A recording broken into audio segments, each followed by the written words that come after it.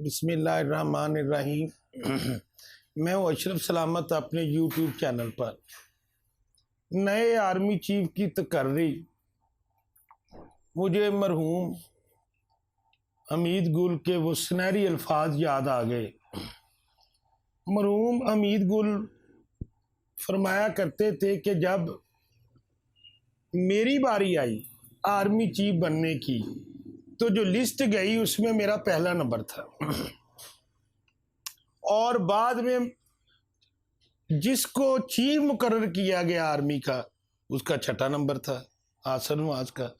General Asif Nawaz छठे number पर था और पहले नंबर वाले हमीद गुल को फारग कर दिया गया और आसिफ नवाज को आर्मी चीफ लगा दिया गया।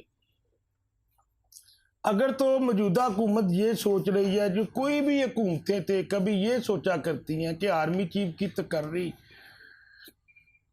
हमारी मर्जी से होगी, तो मेरा नहीं ख्याल, अगर हालातों वाक़यात नज़र दौड़ाई जाए तो मेरा नहीं ख्याल कि चलो मान लेते हैं कि हुकूमत इस और पीडीएम की जमातें इस बारे में सर जोड़कर बैठी हैं कि किसको आर्मी चीफ लगाया जाए।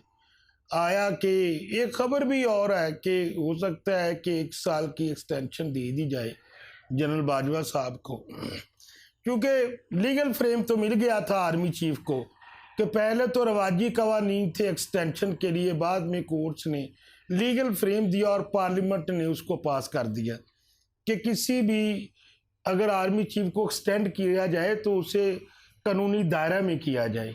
आपके पास तो रिटर्न लॉ ही नहीं है।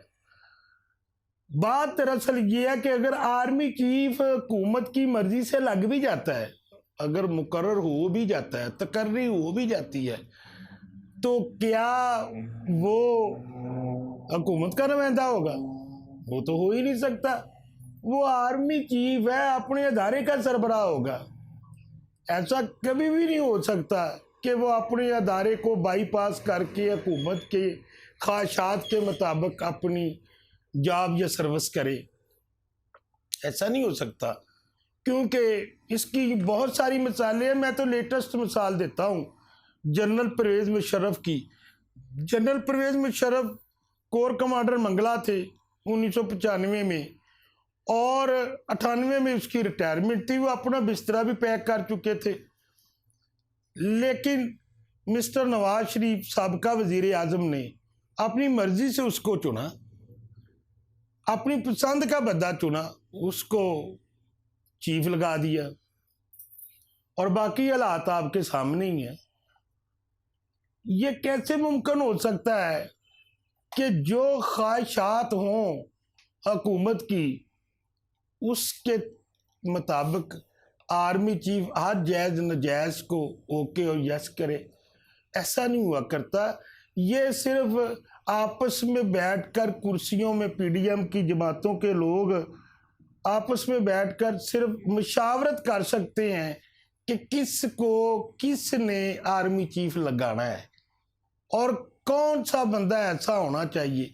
अब तो ये इस हुकूमत को इस बात की फिक्र है कि हमारे लिए तो ऐसा आदमी हो जो कि हमारा जो इक़्तिदार है वो किसी न किसी तरीक़ा से पूरा हो जाए, और दूसरी तरफ वही रवायती हथकंडे, वही रवायती हालात।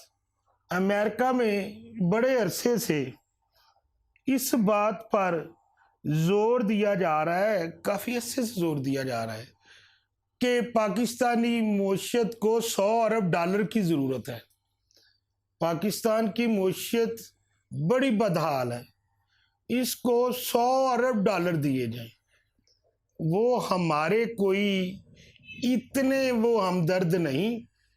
एक बात ज़हन में रखें कि हम वाहिद इस्लामी मुल्क हैं पाकिस्तान, जो कि एटमी पावर है, और एटमी पावर होने के नाते पाकिस्तान इक़वामे आलम की आंख में खटकता है। इक़वामे आलम के लिए ये बात बड़ी परेशान कुन है कि किसी न किसी तरह पाकिस्तान से एटमी असासे ले लिए जाए اور پاکستان کو یوکرین کی طرح کوئی پیکج دے کر، کوئی بڑا پیکج دے کر اس کو ایٹمی اثاثے میں اپنے پاس گروی رکھ لیے جائے، اس کو ایٹمی اثاثوں سے فارغ کر دیا جائے۔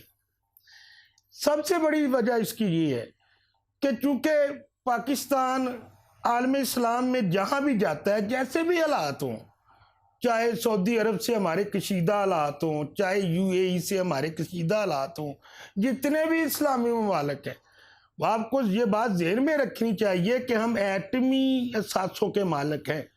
وہاں اگر ہماری آنر ہوتی ہے تو پاکستان کی آنر عالم اسلام کے ممالک میں بھی صرف اس وجہ سے ہے کہ ہم ایٹمی قوت ہیں، ہم نمائندے ہیں، ہم لیڈ کر رہے ہیں۔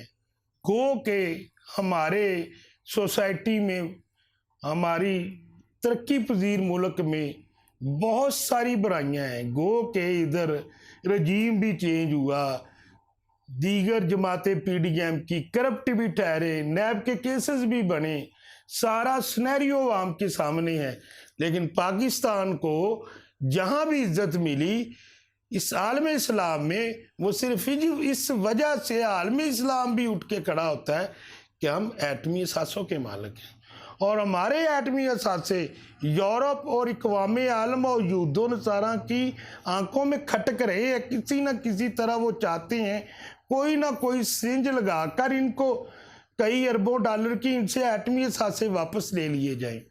ایسا ہونا نہیں ہے۔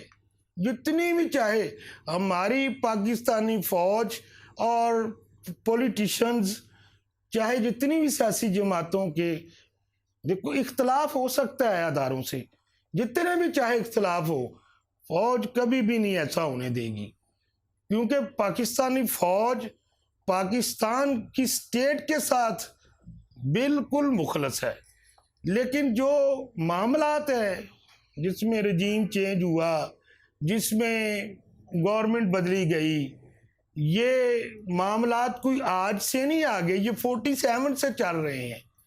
فوج کا جو سیاسی کردار ہے وہ کبھی نہ کبھی لمٹڈ ہو جائے گا، لیکن مغرب میں، یورپ میں مختلف صحافیوں سے آرٹیکل لکھوائے جا رہے ہیں کہ پاکستان کو، پاکستان کی معاشی، ابھی تک IMF نے ہمیں پیکج نہیں اناؤنس کیا، ابھی تک وہ 90 کروڑ ڈالر ہمارے آگے ہڈی کی طرح، حکومت کے آگے، امپورٹڈ حکومت کے آگے ہڈی کی طرح انہوں نے پھینک دیا ہے۔ جب اٹھانے لگتے ہیں وہ ہڈی پیچھے کھینچ لیتے ہیں۔ صرف اس کی وجہ اب یہ ہے کہ وہ چاہتے ہیں کہ کسی نہ کسی طرح اس کو ٹریک پہ ڈالا جائے، یوکرین کی طرح اس کو بھی سمجھایا جائے کہ تمہاری معیشت کو بڑی سخت ضرورت ہے اربوں ڈالر کی، آلریڈی تم مقروض ہو، اور کسی نہ کسی طرح کوئی 100 ارب ڈالر کا، 125 ارب ڈالر کا پیکج لے کر ہماری بات مان جاؤ۔ لیکن ایسا کبھی نہیں ہوگا، کیونکہ اب اقوام عالم نے، پاکستان نے دیکھا کہ یوکرین کی معیشت پیک پر گئی، لیکن ایٹمی ہتھیار نہیں تھے جو روس نے اس سے لے لیے تھے۔ بڑی چلاکی سے اقوام متحدہ نے روس کو دلا دیے تھے، اور اب یوکرین کا اشر کیا ہوا۔ یہ جو روشن خیال دانشور ہے نا، یہ جو امپورٹڈ صحافی ہیں، یہ جو مالو کما رہے ہیں، اب ان کی کبھی بھی ان کی زبان نہیں کھلتی اس وقت تک جب تک یہ ان کو اپنے مفادات نظر نہ آئیں۔ اور پاکستانی جنریشن، ینگ جنریشن کو ان کو بتانا چاہیے کہ ایک سازش اور بھی تیار ہوئی ہے۔ پہلے تو رجیم چینج ہوا، اب ایک اور سازش تیار ہو رہی ہے، لیکن پاکستانی عوام انشاءاللہ تعالیٰ اس کو مسترد کر دے گی، اور پاکستان کبھی بھی نہیں، وہ کہتے ہیں نا کہ ہم گاز کھا لیں گے، ایٹم بنائیں گے، ہم گاز کھا لیں گے، لیکن اپنی ایٹمی اثاثوں کسی کو گروی نہیں رکھنے دیں گے، ہم اس پہ اپنی جان نچھاور کر دیں گے۔ والسلام، آئندہ تک کی اجازت۔